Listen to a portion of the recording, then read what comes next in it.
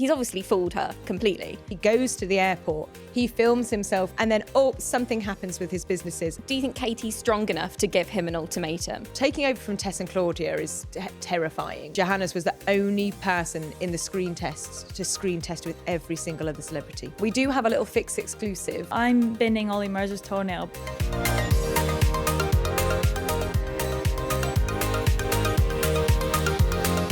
Welcome to Showbiz Fix, sponsored by Sun Bingo. This is your destination for the inside scoop on all our celebrity exclusives and the biggest entertainment stories you're loving this week.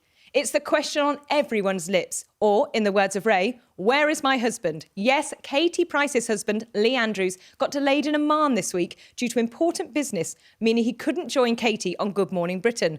But eagle-eyed fans believe that he was still in Dubai Airport.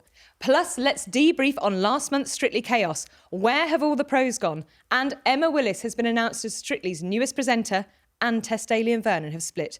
But who will be joining Emma on the dance floor? But first of all I want to talk about is Lee Andrews and Katie Price. Yes, please. Good morning, Britain.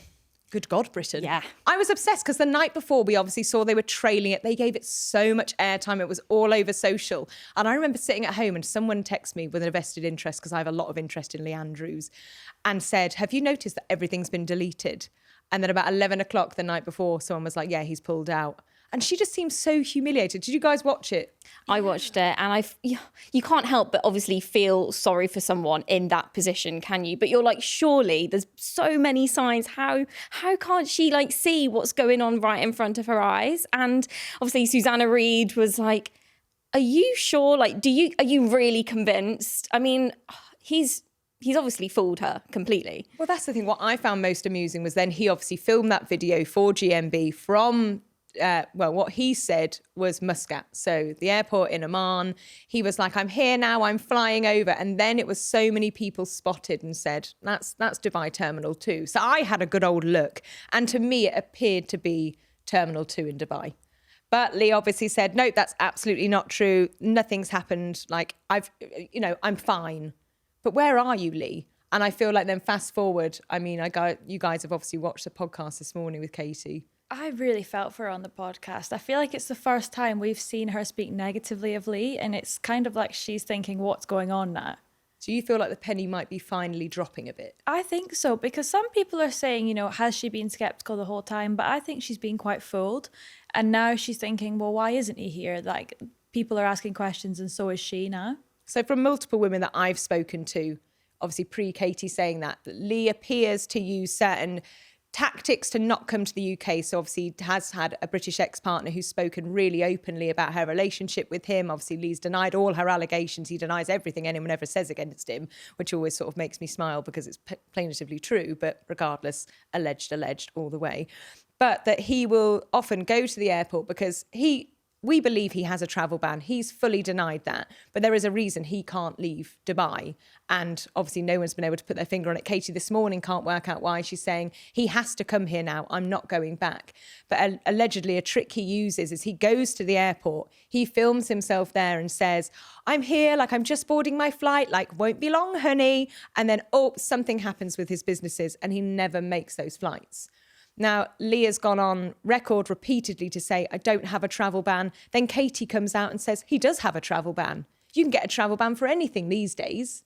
But the travel ban, so this comes from an ex-wife of his, right? Where is the kind of alleged beginning of the travel ban? Yeah, so these are the allegations that have been made before, that he was accused of forging his ex-partner's signature to secure a very large financial loan. Now, Lee has said that's absolutely not true. But that report has been out for a long time now, many months, and still to this date, Lee Andrews has failed to leave Dubai. Lee Andrews accosted me on Instagram when I called him out and I pointed out what fans were saying. And I said, well, it does look a lot like you're in Terminal 2 and not in Muscat. And he turned around and he said, well, you're very silly, Ellie, because I flew from Dubai to Muscat. And I thought, well, hang on, in your last video, you said you were in Muscat. And then he deleted everything and it all disappeared. Gosh. But I'm with you. I do feel really sorry for Katie today, because I think you can almost see the pain in her eyes as well. Because like you said, Kenzie, I think she really did think this was real. And we know Katie's relationship history inside out, the jobs we do and the heartache she's gone through. All she wants, I think, is to find a nice man. I think she sees what Kerry Katona her best friend has found with Pablo and how happy they are. Paolo, sorry, not Pablo, sorry, Kerry. And sees how happy they are. And I think she desperately wants to replicate that. Do you think Katie's strong enough to give him an ultimatum? Yeah. Do you? I feel like the pricey's going to come out and full pricey this. Okay. I think she kind of did give him an ultimatum. On the podcast, she said he has to come to the UK, and if he doesn't, we've got something's going on.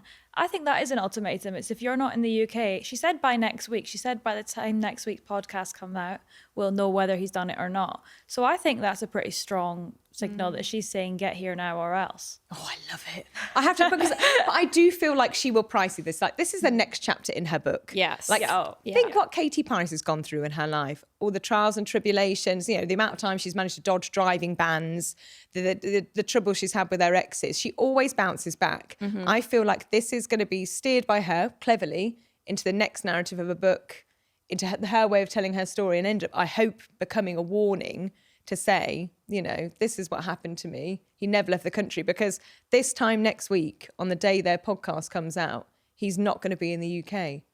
Because, surprise, he, in my opinion, he can't leave the UK, because if he could, he would have. Yeah. It's like, why the GMB put a lot of money and effort into that interview, and for him not to come. And what I found most fascinating, and I loved Ed Balls and Susanna Reid for this, was when they sort of pulled that ace card out of their sleeves and said, you know, we've spoken to the Foreign Office, we know we're an official body.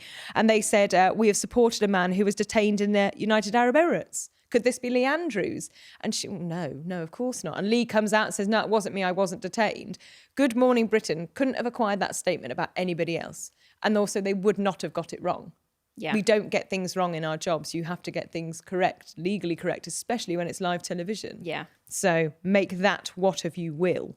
So as well as us being absolutely obsessed by this, so our Sun readers, and we did a poll as well, which I found amazing. How many % of people do you think Katie and Lee think that, how many of our readers think Katie and Lee are the real deal? Go on. Not very many. Yeah. 1.8%. Oh. Ladies, and glimmer of hope. Yeah. The rest, 94.1. Wow. I mean, that says it all. It's wild. And they gave us some amazing thoughts. Someone got in touch and said, I don't believe they're even married. It's just another publicity stunt. And another person said, not quite a person you trust to buy fish and chips on a Friday. I wouldn't trust him to brush my hair. That's how little I think of this man. Do you think Katie was right in the first place to trust Lee? I mean, she flew to Dubai to meet a man she's never met. I think it's risky as it is. I don't know how she ever thought this was going to work out well, if I'm being honest. I'm not blaming her at all, but I do think it was probably one of the riskiest things she could have done. And the way her family reacted kind of says it all as well. I mean, Sophie said on the new podcast, you know, I think he's mugging you off. And if your family are saying that, I think you do have to kind of step back and listen a little bit. Because he's not met the children, has he? He's not met anyone except Kerry and Paolo, and obviously we know how that ended. Yeah.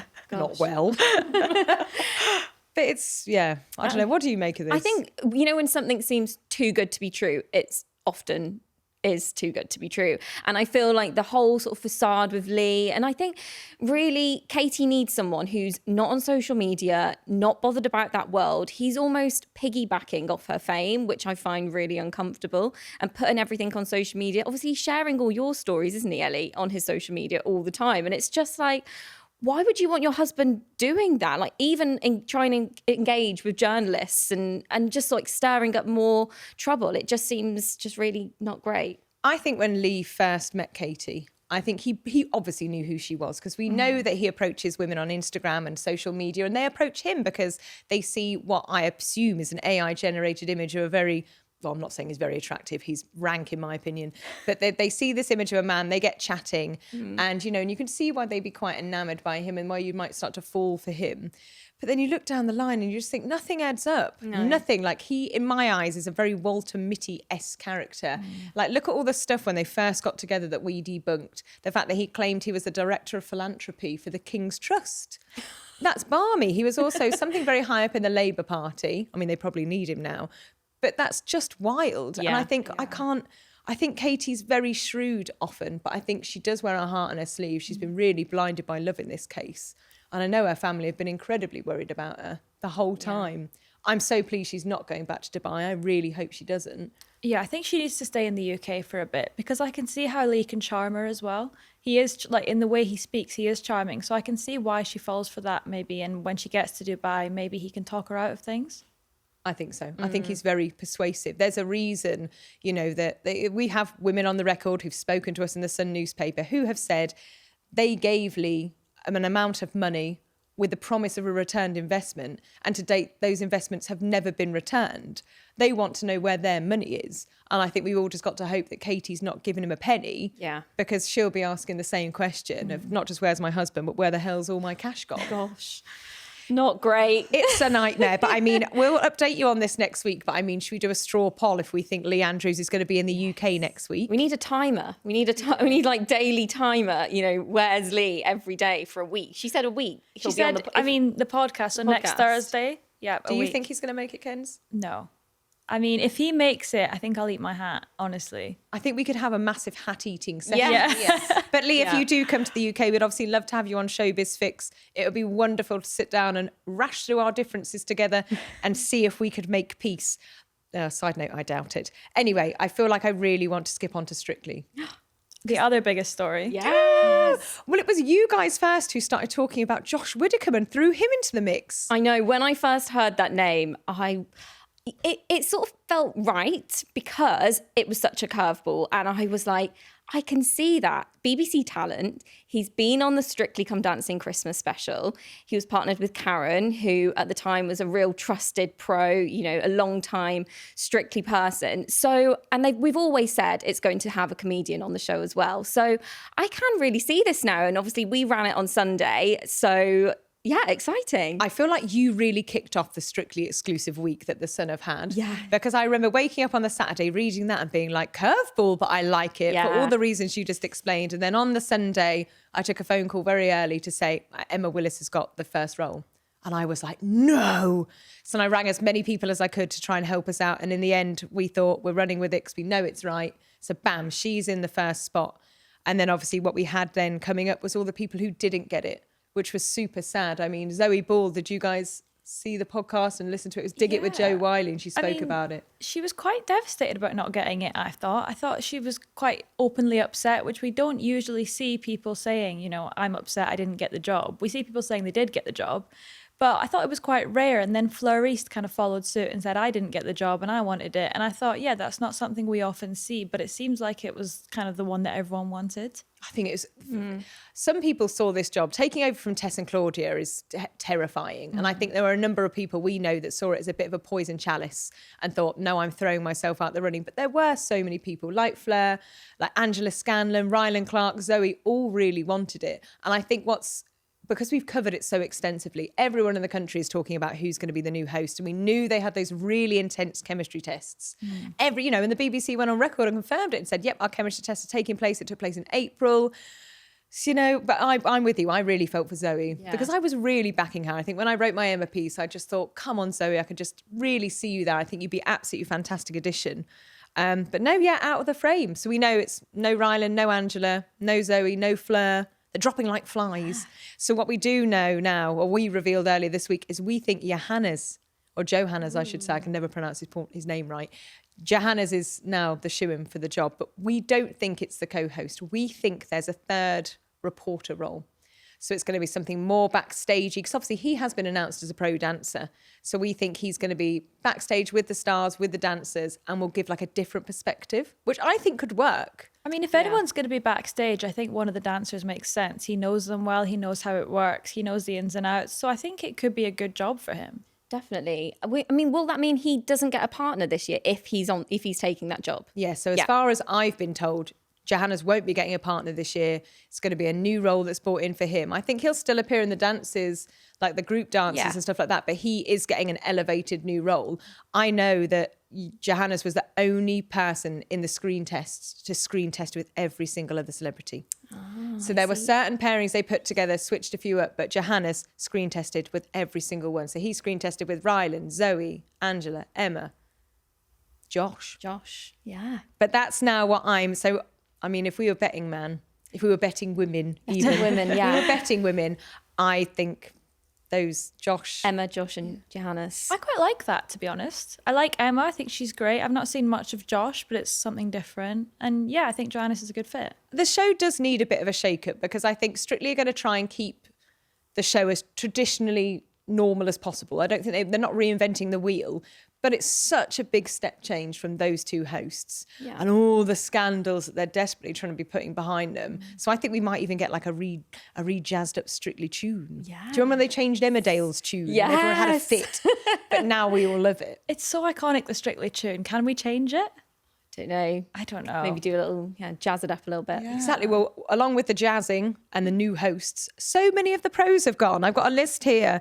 I mean, it's Nadia, Gorka, Luba, Michelle, all going. It's sad, isn't it? It is, because I think you're just with them every single year. So you really start backing them. You really enjoy them. And you think, where have you gone? And I think in recent years, when I usually do the Friday chats with both of them, and the pros have almost become celebrities in their own right, more sometimes than the actual celebrity that they're paired with, because I feel like they've been like the mainstays on the show. Fans love them. People like Nadia, a real fan favourite that everyone loved, and she's so glamorous. I was really shocked when she wasn't coming back. That for me was a shock, I think. But I feel like the BBC have really just given it a shake-up. I don't know the rhyme or reason. I think there would have definitely been some audience testing or taste testing around the acts of the dancers they like. And I feel like that definitely would have swayed the BBC's hand with who stayed and who could go. But Karen Hauer, who I just loved. Love Karen. And so nice that she's gone. But we do have a little Fix exclusive. Oh. Woo! I mean, everyone's Drum roll. doing this show. So obviously we know she's gone, but she's signed her first big role. She's going on Cooking with the Stars on ITV. Aw. Something a bit different. for Love her. that. That's a two fingers to the BBC. Yeah. Dump me off your show. I'm going to ITV. So she's joining with Zara McDermott. Oh, okay. I know, again, a real curveball for Yeah. that show. Zara and Karen, can they cook? Let's see. Here's absolutely hoping.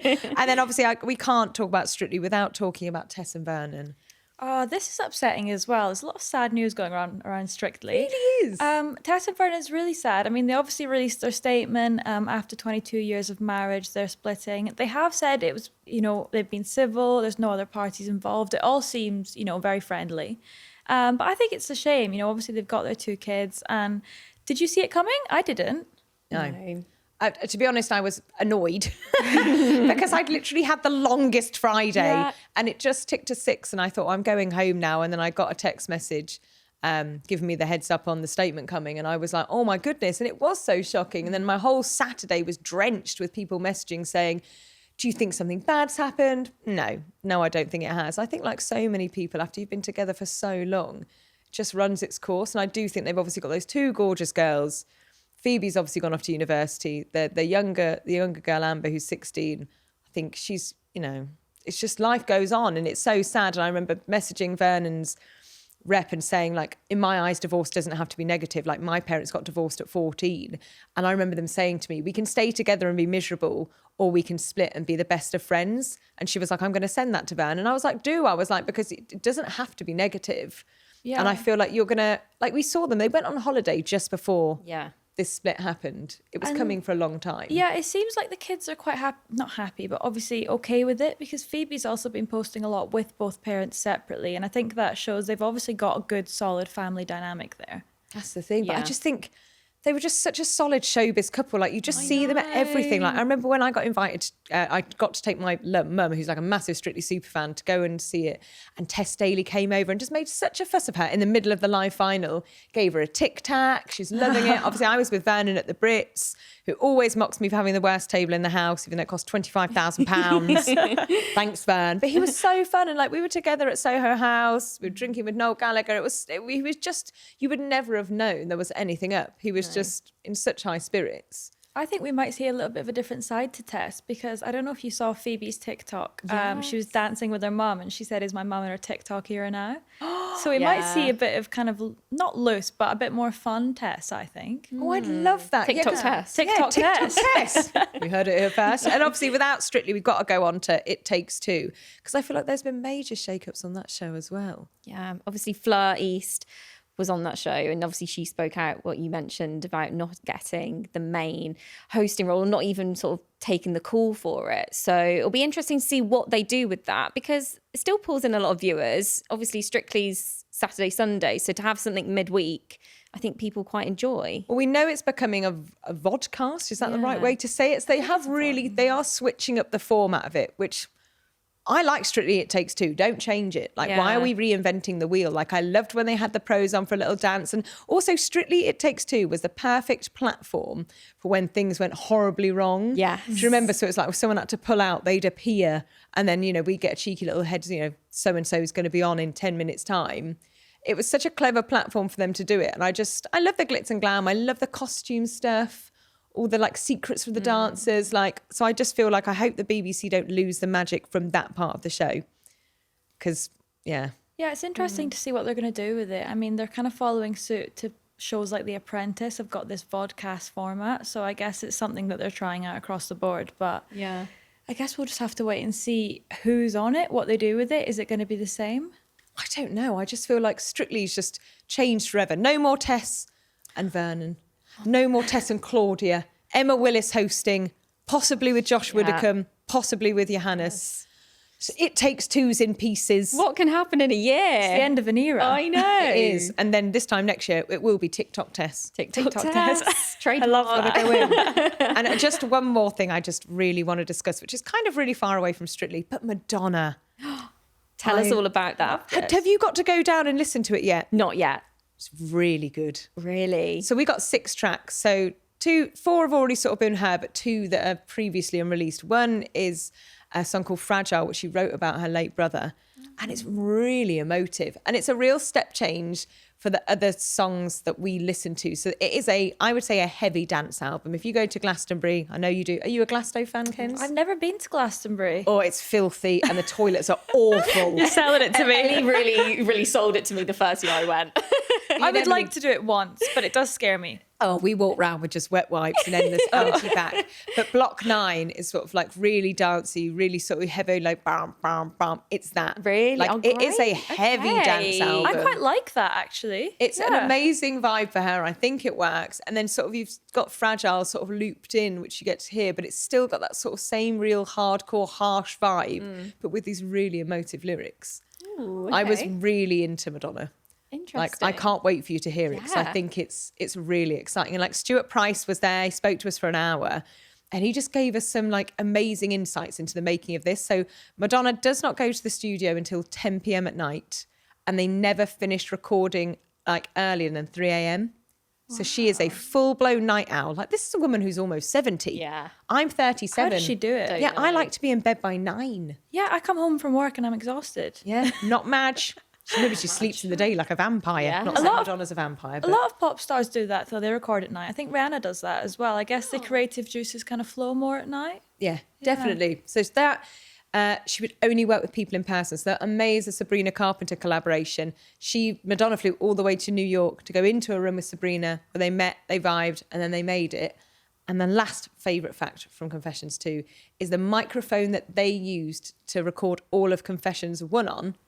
They used the same mic again. So Stuart said he literally ran around Soho trying to find a microphone, bought one, spent all the money in his bank account on it. They recorded Confessions 1 on that mic. And now this time around, it's exactly the same one again. I love that. How interesting. I love all those cool facts. So do I. I was like, Yeah. a little bit of Madonna magic. Love that.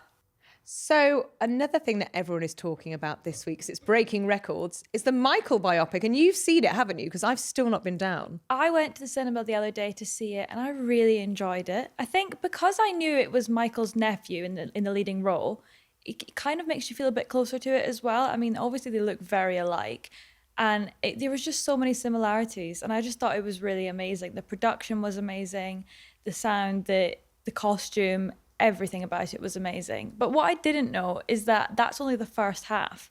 So there's another movie to come. Oh, I didn't know. Oh, wow. I feel like no one's talking about this. It's kind of like a Wicked situation where it only went up to the 1980s. Right, okay. So we've got the whole other half of Michael Jackson's life to go. So the movie was amazing, But we've got to wait another, I think it's 2027, 2028, they're thinking the next one will come out. So year and a bit. So what does it start as him as a little boy and literally, is it like a proper biopic? Like, Yeah. So it starts as him as a child, kind of how Jackson 5 formed. We see his dad forming the group, how they rose to fame, and then how Michael kind of broke off on his own.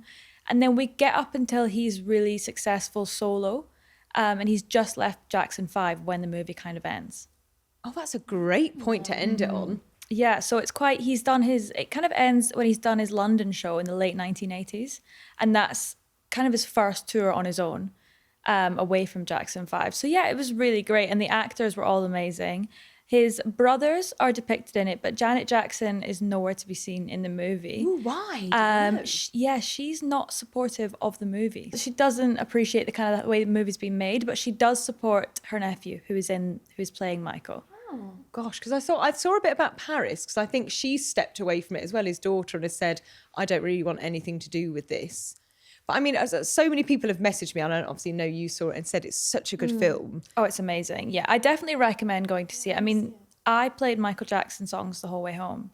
I was like moonwalking at the cinema. It was great. Can you moonwalk? No, well, I was trying. I definitely wasn't doing it. I was about to say, let's change the camera setup because I want to see this happen. But it does get you going, and I've seen a lot of people like kind of dancing and singing along in the cinema at the end, and it is really feel good. I feel like all the music's amazing, and it reminds you of how many good songs he had and how many good songs Jackson 5 had as well, because you do forget how many hits there are. Do you think the next, because a lot of people have said this has glossed over like the controversies, but do you think that is because that is an earlier chapter in his life? And do you think the next one is going to sort of spill into a lot more of that? Yeah, well, I was wondering how they would deal with the controversies and whether they would address it or not. But to be honest, it was too early. It was kind of Jackson 5 days. So it was before all the controversy happened. So I don't think they've glossed over it. I just think we're not there yet. Okay. So yeah, I think we will see more of that in the next one. And I'm interested to see how they kind of navigate it as well. I mean, I'm just quite enjoying the sort of Michael Jackson fever that's spreading. Like Billie Jean and Beat It are both in the top 10. It's crazy. Like the compilation album got to number 1. I was driving the other day and there was a car with the windows down blaring out Beat It. And I was like, what year is this? You like, it was wild. Yeah, everyone's just loving it. Well, let's see for next time. What happens with the next film? I'm sure they won't do him over. I just can't imagine. How can the first film be so celebratory and the second be a complete drudgery? And also, I don't think Jaafar would have taken part if they thought it was going to be a complete takedown. But I mean, it'll definitely be more controversial than the first, then, won't it? Yeah, Jaafar was amazing, though. I think he trained for about 4 years, even before getting the role to go into the character, and it was literally like watching Michael on screen. Wow, it was amazing. Yeah. Well, I know what I'm doing this weekend then. Going to the pub, but then going to the cinema. So right, let's move on to your bins and binges. Emily, what are you binning? I am binning. So I don't know if you've seen Olivia Rodrigo last week, I believe it was Friday night. She was in Barcelona and she had this like baby doll dress on. She was performing on stage at the Billions. She was basically celebrating the fact that she'd got 1 billion streams on all these certain songs and sort of kicking off this big football weekend. But she had this baby doll dress on that was like floral and a lot of people, and with bloomers underneath. And a lot of people are saying she's like sort of infantilizing, like there's some sort of weird, like, you know, saying like you're dressing like a little girl but trying to make it sexy. And she's been getting a lot of comments on this. Obviously, Sydney Sweeney, I don't know if any of you have watched Euphoria, but there's been a lot of backlash about, you know, Sydney Sweeney's character and sort of dressing up as like a sort of baby. Was she dressing up as a baby or? Yeah, so that was a bit creepy. A little bit creepy. Yeah. A baby doll dress. She has like a little baby doll dress on with some like leather boots and she does look really cool. And I quite like those little sort of. Isn't that just a style of dress? Yeah, it's not yeah. I think that's just the way she wanted to dress. I don't think we should be criticising her choice of dress. It's created this whole thing about that sort of dress code style, I suppose. Just wear what you want to wear, and if you don't like it, just don't say anything. I know. And I do think it says more on the people who see it as that than actually her herself, because why are you thinking about, you know, infantilizing something? Yeah, it's all very strange. Emily, what are you binging? So I know you'll like this one. So Harry Styles kicking off his tour on Saturday in Amsterdam. I'm going! You're going, yes! 10 nights. I mean, it is 10 nights in Amsterdam. That's right, it's isn't gonna it? be massive. Are you going in Amsterdam? Yeah, they're flying me out on Saturday and I can't wait. Amazing. I can't wait to see the outfits because I feel like when he did the one night in Manchester, that was very stripped back. It was very acoustic. And I feel like, obviously, I went to his last Love on Tour. So I feel like the outfits are just going to be incredible from this one, and the dancing, obviously, when we saw him at the Brits as well, and the choreography. So good. Impeccable. So I'm so excited for you. Oh, I'll be sending you lots of videos. I actually cannot wait. Kenzie, what are you binning? I am binning something that's made me feel a bit sick, to be honest. Ollie Murs, he's not made me feel sick. I think he's great. He's doing a Soccer Aid challenge, which is amazing. He's cycling, rowing and running 400 kilometers over 5 days, which is amazing. But during this challenge, he's lost a toenail and he decided to share a picture of that toenail on Instagram away from his foot. And personally, I don't want to talk about it. It was kind of yellow. Personally, it made me feel just really queasy. I'm not good with anything not where it's meant to be in general. So I'm binning Ollie Murs' toenail, but I do think he's doing a really good job. I just wish he wouldn't share that much detail. And binning that, what are you binging, Kenzie? On a completely different kind of note, Victoria Beckham has teamed with Gap in the collab we never saw coming. I can't say I've ever been a big Gap fan, but I love this collection. I think it's so cool. I'm kind of liking seeing the Beckhams in just hoodies as well. I think that's quite a new, VB. I don't think I've ever seen her in a hoodie, but I love it. She is good at taking a basic and making it look amazing. Those T-shirts. Elevated basics. Yes. I love it. That's what we like. Right. I'm binning the Labour government because I'm so bored of all that. Keir Starmer, Wes Streeting, Rayner. Ugh, just go away. And I'm binging Madonna's new album because it just makes you want to dance and forget about all the bad things in the world, including Lee Andrews. Love that. And that's your Showbiz Fix for this week, brought to you by Sun Bingo. Remember to subscribe here on the Sun Showbiz YouTube channel for all the inside TV and celebrity gossip. See you next week.